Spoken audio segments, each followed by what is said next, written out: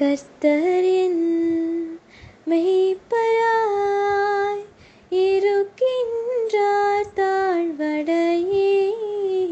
கர்த்தரின் மெய்ப்பராய் இருக்கின்றார் தாழ்வடையேன். கர்த்தரின் மெய்ப்பராய் இருக்கின்றார் தாழ்வடையேன். கர்த்தரின் மெய்ப்பராய் இருக்கின்றார் தாழ்வடையேன். அவர் புல்லுள்ள இடங்களில் மேய்ப்பார், குளிர் நீரோடு ஊற்றினிலே. அவர் புல்லுள்ள இடங்களில் மேய்ப்பார், குளிர் நீரோடு ஊற்றினிலே. என்னை கூட்டி செல்வார், அங்கு சேர்ப்பார், அவர் காட்டிய வழி செல்லுவேன். அவர் காட்டிய வழி செல்லுவேன். கர்த்தரின் மெய்ப்பராய் இருக்கின்றார் தாழ்வடையேன். கர்த்தரின் மெய்ப்பராய் இருக்கின்றார் தாழ்வடையேன். எந்த நாத்துமம் நிறைந்திடும் வண்ணம் அவர் அன்பின் வழி வளர்ப்பார். எந்த நாத்துமம் நிறைந்திடும் வண்ணம் அவர் அன்பின் வழி வளர்ப்பார். மரண இருள் மூடிடும் வேளை இயேசுவே என்னோடிருப்பார். இயேசுவே என்னோடிருப்பார்.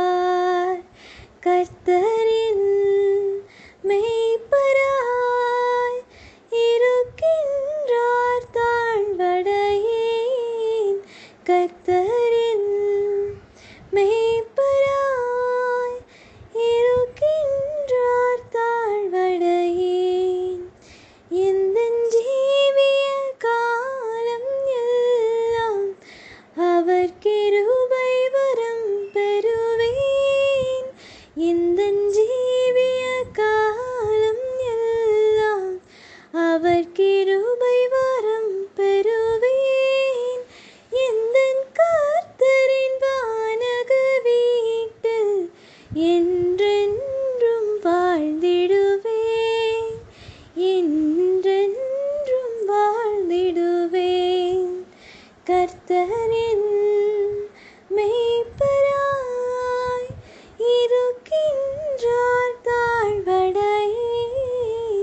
கர்த்தரின் மெய்ப்பராய் இருக்கின்றார் தாழ்வடையேன்.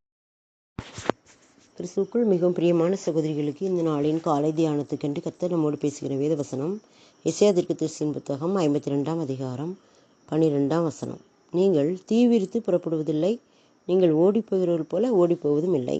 கர்த்தர் உங்கள் முன்னே போவார், இஸ்ரவேலின் தேவன் உங்கள் பிறகே உங்களை காக்கிறவராயிருப்பார். இந்த பகுதியில் கர்த்தர் ஒரு அருமையான சேர்த்து சொல்கிறார். நேற்று கூட புறப்படுங்க அந்த இடத்த விட்டு போங்க அப்படின்னாரு. ஆனால் இப்போ என்ன சொல்கிறாரு? நீங்கள் தீவிரித்து புறப்படுவதில்லை, நீங்கள் ஓடிப்போகிறவர்கள் போல ஓடிப்போவதும் இல்லை. கர்த்தர் உங்கள் முன்னே போவார், இஸ்ரவேலின் தேவன் உங்கள் பிறகே உங்களை காக்கிறவராக இருப்பார். அப்படின்னா என்ன அர்த்தம்னா, நம்ம பயந்துட்டு போக வேண்டியதில்லை, தீவிரித்து புறப்படுவதில் அவசரமாக கிளம்பிட்டு ஓட வேண்டியதில்லை. அதே மாதிரி நம்ம ஓடிப்போகிறது போல் ஓடிப்போவதும் இல்லை. ஏன்னா ஆண்டவர் நமக்கு முன்னால் போகிறதுனால நிதானமாக நடந்து போகலாம். கர்த்தர் உங்கள் முன்னே போவார், இஸ்ரவேலின் தேவன் உங்கள் பிறகே உங்களை காக்கிறவராக இருப்பார். இஸ்ரவேலின் தேவன் நம்ம பின்னால் நமக்கு காவல் கொடுத்து வராரு. இதில் என்ன தெரியுதுன்னா, இஸ்ரவேல் மக்களுக்கு ஆண்டவர் முன்னால் மேகஸ்தம்பம், பின்னால் அக்கினிஸ்தம்பம், இப்படி வழி நடத்திக்கிட்டே வருவார். முன்னால் மேகஸ்தம்பம், பின்னால் அக்கினிஸ்தம்பம் அவங்கள வழி நடத்தும். மேகஸ்தம்பம் அவங்களுக்கு வழிகாட்டும், நிழல் உண்டாக்கும். பின்னால் அக்கினிஸ்தம்பம் அவங்களுக்கு என்ன செய்யும்? பாதுகாப்பாக இருக்கும். இப்படியாக கர்த்தர் உங்கள் முன்னே போவார், இஸ்ரவேலின் தேவன் உங்கள் பிறகே உங்களை காக்கிறவராக இருப்பார். இந்த வார்த்தையின்படி கர்த்தர் யார், இஸ்ரவேலின் தேவன் யார்? 2 பேரும் ஒன்று தான்.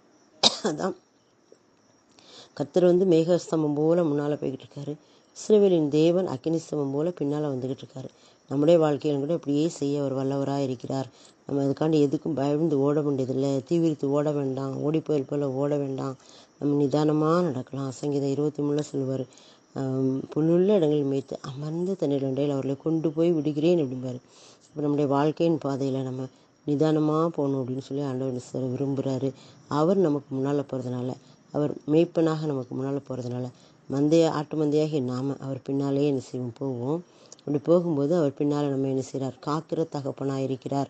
நமக்கு பின்னால் ஒரு அக்கினி ஸ்தம்பம் போல் அவர் பாதுகாத்து கொண்டே நம்மை காத்து கொண்டு வருகிறார். அது முன்னால் அந்த மேகஸ்தம்பம் வந்து அவங்களுக்கு நிழல் கொடுத்து வழிகாட்டுச்சு. பின்னால் அக்கினி ஸ்தம்பம் வந்து அவங்களுக்கு பாதுகாப்பாக இருந்துச்சு. இந்த அக்கினி ஸ்தம்பம் இவங்களுக்கு பாதுகாப்பு. ஆனால் பின்னால் துரத்திட்டு வர அந்த எகிப்தியர் சேனைக்கு அது வந்து ஒரு கலக்கம் ஆயிடுச்சு.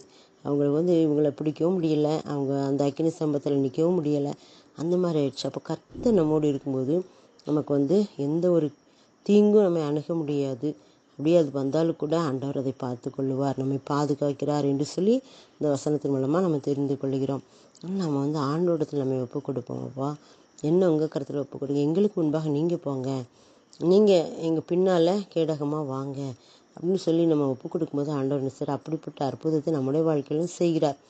முன்னால் போகும்போது போயிட்டு இருக்கும் இந்துக்கெல்லாம் ஒரு சிலர் என்ன செய்வாங்கன்னா, அப்படி வாசல் வந்தோடனே யார் முன்னால் வாரா அப்படின்னு பார்த்துக்கிட்டு இறங்குவாங்க. ஆனால் எங்கள் அம்மா சொல்லுவாங்க, யார் வந்தாலும் உனக்கு முன்னால் ஆண்டவர் போகிறாரு, அதனால் அவங்கள ஆண்டவர் உனக்கு முன்னால் இருக்கிறதுனால அவனுக்கு வந்து எல்லாம் நல்ல சகுனம் தான் அப்படிம்பாங்க.